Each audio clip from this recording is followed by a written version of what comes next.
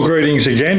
We're going to have a look at two papers, both in the same series, 156H, which is called The Temple Calendar from Adam to Israel and the Early Church, and paper number 156E, which is The Connection, the Nature of God and the Temple Calendar. Again, both these papers indicate the importance of looking at God's calendar, the one that God set in place, not these false other calendars that are being used, the Hillel and the such, the modern day Jewish versions. They don't count. They won't cut the mustard. Now wait, why do these people keep these other calendars? Well, the basic problem is that God won't let them keep the temple calendar if they're worshipping different gods. It's centered on the God we worship first. The first great commandment, first four commandments are part of the first great commandment. And unless you're worshipping the one true God, Elohah, then you're not allowed to keep the temple calendar, and God will interfere and intervene to stop you from dealing with the temple calendar. So if you're in an idolatrous position, if you've got Christ as a co-eternal God, or if you haven't got Christ anywhere as part of the God of Israel, the subordinate God of Israel, you're not allowed to keep the temple calendar. So unless you understand that there is one true God, Elohah, and he sent Jesus Christ, who was the God of Israel from Psalm 45, and that God is his God, you aren't in the picture.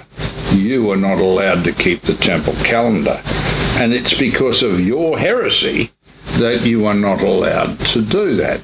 So Judah, because it doesn't accept the Messiah, can't keep the temple calendar now after the Messiah was killed, accepted, and the church began its operation.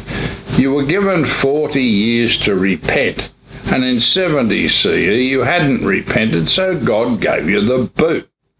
And then you started playing around with the calendars, and then in 358 you issued Hillel for this Hillel calendar, and then you played with that from then on, and because of that you've been punished. You were put through the Holocaust in the Second World War. You're about to go through the Great Tribulation now, and you're about to deal with the witnesses, or the witnesses are about to deal with you. It's that simple.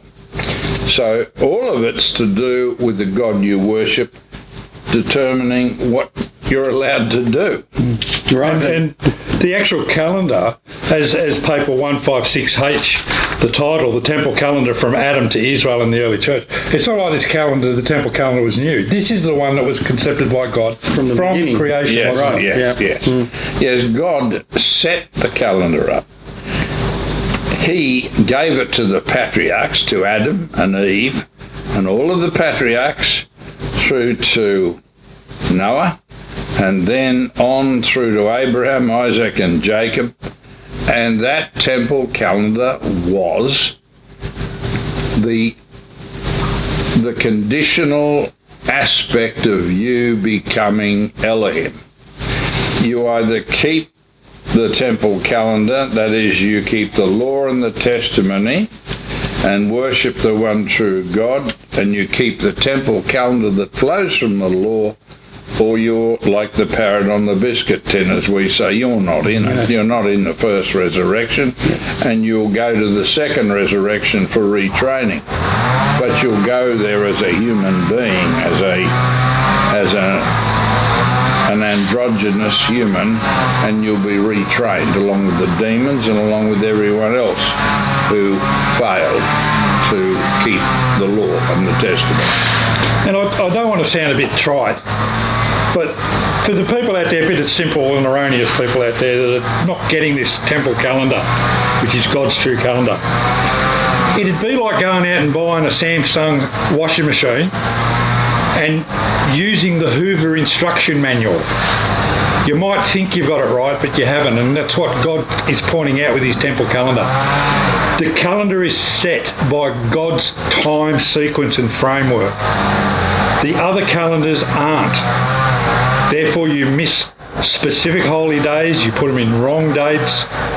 You actually get, next year, you get an intercalation process that'll put you way out. 1 month out.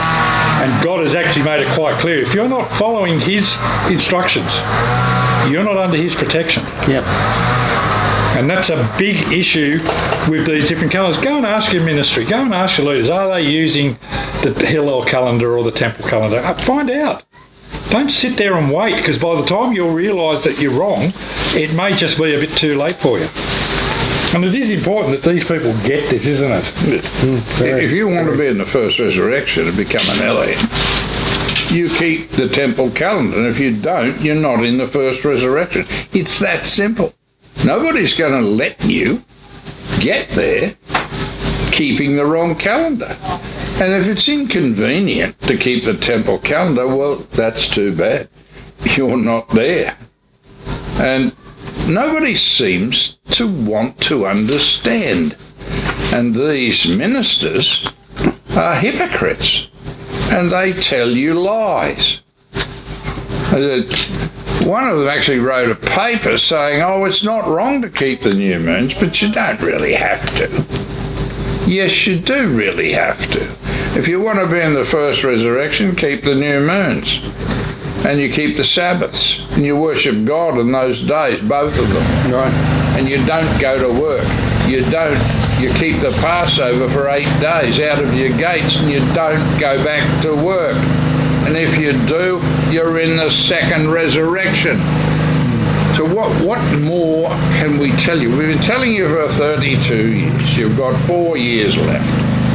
And if you don't correct it now, if you don't get rid of your heresies, I'm afraid you will die in 2030 and go to the second resurrection. It's that simple. Yep. I mean, I know I've heard of leaders out there that say, look, we keep the same calendar that Christ kept.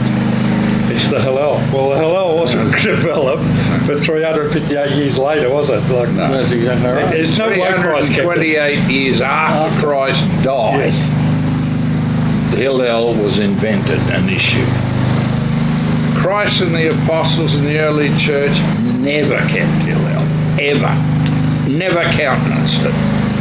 And Hillel didn't enter the churches of God until 1940 under the heretics Duggar and Armstrong. That's the fact of the matter. We never, ever kept Hillel until 1940. We went out of our gates to the Passover and kept it until 1965 to 67.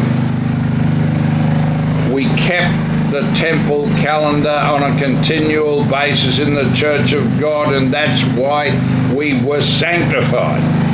But when Herbert Armstrong came in, he wasn't properly baptised. You've only got to check his baptism and read his memoirs.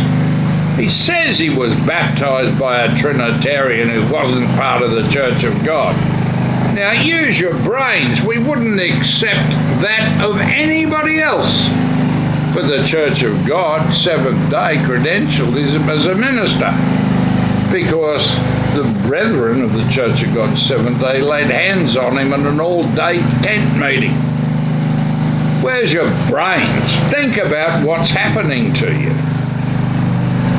And again, it's like the temple calendar emphasises the new moon, because the new moon is the beginning of every month, isn't it? That's right. And then I've heard leaders out there that have said, yeah, look, the new moon's important. Go to a restaurant and then celebrate it that way, which is actually breaking a Sabbath. Breaking the Sabbath, yeah. Trading on the new moons and the Sabbath is against the law. It's a heresy. You go to a restaurant on the Sabbath, you've broken it. You go to a restaurant on the new moon, you've broken it. And you're in the second resurrection. And the temple of God and the Christ and the Messiah and the heavenly host are going to deal with those people, and we're going to get rid of them all. There won't be a minister left alive of the churches of God who is keeping Hillel and not keeping the temple calendar. It's that simple. We're going to kill the lot. Now, you don't understand what's going to happen? We mightn't be alive, but certainly Christ and the host are going to kill the lot.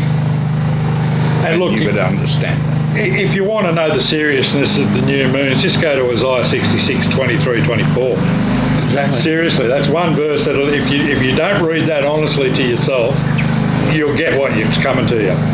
Because it tells you quite straight, the new moons and the Sabbaths need to be kept. Correct. And they'll be enforced in the millennium. If you don't keep them, you will be put to death. And Colossians 2:16 emphasises that these days must be kept now and into the future. That's how serious it is. And nobody can keep you from the first resurrection except you. If you listen to these idiots, if you listen to what these people are saying, that you don't have to do what the Bible says, you don't have to keep the law and the testimony, and the law of God's done away, as the JWs will try and tell you, they're all going to be put to death. And we can't impress that upon you enough. Get rid of them. Get out of it. Keep the law and the testimony and the temple calendar that flows from the law, and you will live. Don't, and you won't. And look, don't think that we don't understand that some of you out there may be hearing these messages and seeing new moons and saying, nah, these people are wrong. Guess who are the mockers and scoffers in the last days? You people that deny these truths. Don't say it's somebody else. Don't say, oh, it's the people that just don't believe in Jesus. No, the people that actually don't believe in the truth. And the new moons, kept as Sabbaths, is a truth and essential to your salvation. And if you don't think so, you are probably sitting with the mockers and scoffers of the last days. Yeah, think about that.